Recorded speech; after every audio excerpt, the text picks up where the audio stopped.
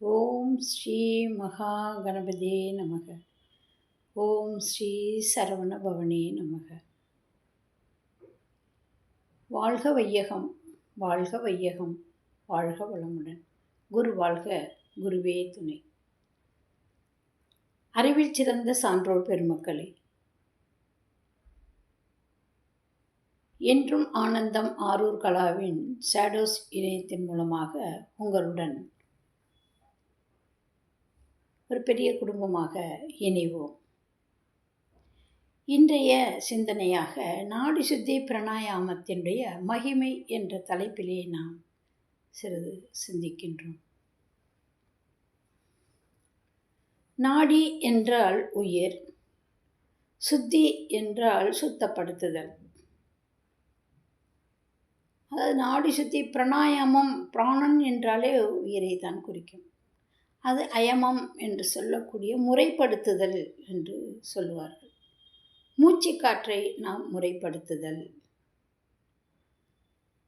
மகான்கள், சித்தர்கள், ஞானிகள் இறையை பொன்னிறத்தில் கண்டுகொண்டதாக உணர்ந்ததை நமக்கு கூறி சென்றுள்ளனர். மரணத்தையும் வெல்ல முடியும் என்று வாழ்ந்தும் காட்டினார்கள். இப்போ வேதம் அப்படின்னு சொல்லும் பொழுது அறிதல் என்று பொருள்படும். அறிவால் அறிவது வேதம்.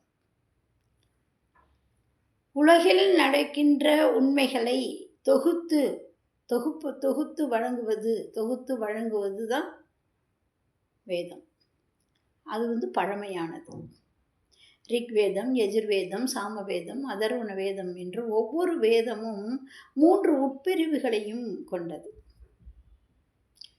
சங்கீதை என்பது தேவர்களிடமிருந்து பிரார்த்தனையாக பெறப்பட்டது.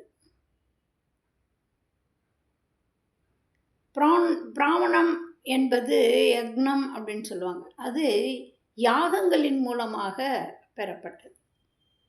ஆரண்யம் என்பது அறிவை பற்றியது, ஆராய்ச்சி. அதாவது உண்மை பொருளை ஆராய்தல். உண்மை பொருள் என்று சொல்லும் பொழுது அங்கே இறையை பற்றி ஆராய்வது தான். இதெல்லாம் உபநிடதம் என்று சொல்லுவாங்க. உபநிடத்தில் சொல்லப்பட்டது மனிதனுடைய 6வது அறிவை பற்றி தெளிந்து ஆராய்ந்து அலையும் மனதை அமைதிப்படுத்த நாடி சுத்தி பிராணாயாமம் என்ற மூச்சு பயிற்சியை பயன்படுத்தினார்கள். மனம் அலைந்து கொண்டே இருக்கின்றது, ஒரு நிலைப்படுத்தி நம்ம அந்த அறிவை உணரலாம் என்று. அதற்கு மூலமே நாடி சுத்தி பிராணாயாமம் என்ற மூச்சு பயிற்சியை தான்.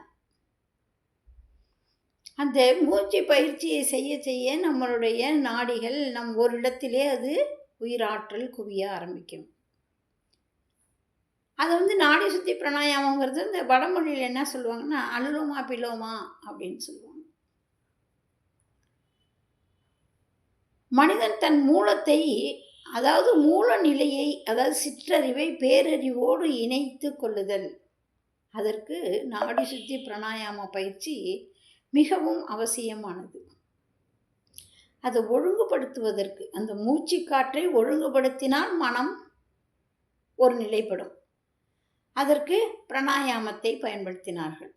இதை ஒழுங்குபடுத்துவதற்கு பிராணாயாமத்தின் மூலமாக ஒழுங்குபடுத்திய பிறகுத்தான் அவர்கள் பிரத்யாகாரா, தாரணா, தியானம், சமாதி என்ற நிலைகளிலே அவங்களால உயர முடிந்தது. இப்போ எல்லா தோற்ற பொருளுக்கும் ஒரு தன்மை இருக்கும், அதாவது தத்துவங்கள் உண்டு. அந்த தத்துவங்கள், இப்போ மனிதனுடைய தத்துவங்கள் அப்படிங்கும் பொழுது 96 தத்துவங்களை கொண்டவர்கள் தான் மனிதர்கள். அதில் வாயுக்கள், நாடிகள் மிகவும் முக்கியமானது. தசவாயுக்கள் என்று சொல்லக்கூடிய 10 வாயுக்களும், தச நாடிகள் என்று சொல்லக்கூடிய 10 நாடிகளும், அதோடு சேர்ந்து கோஷங்களும் நாடி சுத்தி பிராணாயாமத்தை சித்தி பெற செய்கிறது. அதை நிரூபித்தும் காட்டினார்கள்.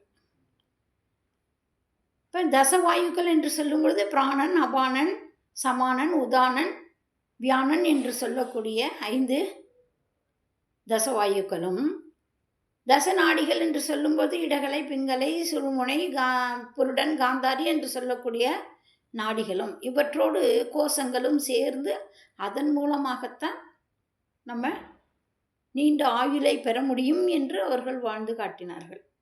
6வது அறிவிலே. நாடி சுத்தி செய்வதனால உடல் மற்றும் மூளை செல்கள் எல்லாம் புத்துணர்ச்சி பெறுகின்றது. 2 நாடிகளும் சுழுமுனை, அதாவது 2 நாடிகள் என்று சொல்லக்கூடிய இடகலை பின்கலை இவை சுழுமுனையில் திறக்கப்படுகிறது.